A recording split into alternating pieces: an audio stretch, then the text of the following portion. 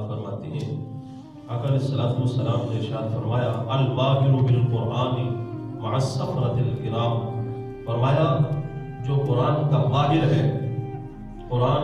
پڑھا، قرآن کو جاننے والا،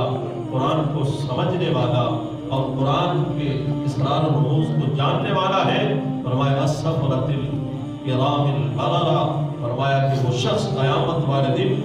انبیاء کے ساتھ ہوگا، اللہ کے نبیوں کے ساتھ ہوگا، اللہ کے ولیوں کے ساتھ ہوگا۔ والذی یقرأ القرآن ویتتعتع فیہ، فرمایا کہ اور وہ بندہ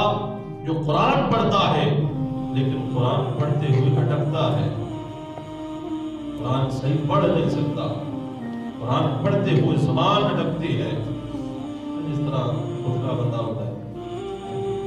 تو حضور نے کیا فرمایا وَهُوَ عَلَيْهِ شَاقٌ لَهُ أَجْرَانِ،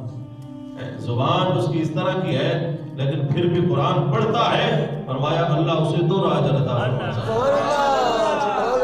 اللہ اسے 2 اجر عطا فرماتا ہے۔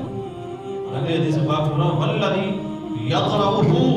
وہو یشتد علیہ لہ اجران، وہ بندہ جو جس کے لیے قرآن پڑھنا مشکل ہو جائے، آج بڑے بڑے کے بندے کہتے ہیں انہوں نے نہیں پڑھی تھا قرآن، پڑھے نہیں تو نہیں پڑھ سکتے، حضور نے فرمایا جس کے لیے قرآن مشکل ہو جائے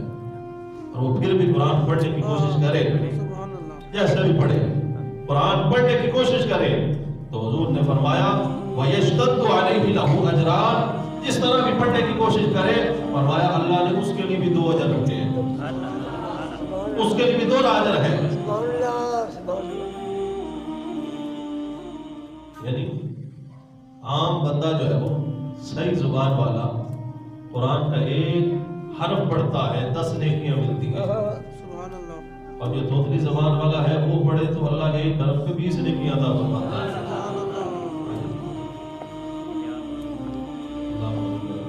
یعنی یہ نہیں کہ اسے کچھ اجر نہیں بلکہ اس کا 2 اجر ہے، بس کیا ہے یہ دونوں حدیث پاک ملا کے میں آپ لوگوں سے بھی جو بندے نہیں پڑھے یہ کہتے ہیں کہ ہم سے نہیں قرآن پڑھا جاتا، کوشش کریں قرآن پڑھنے کی، کوشش کریں،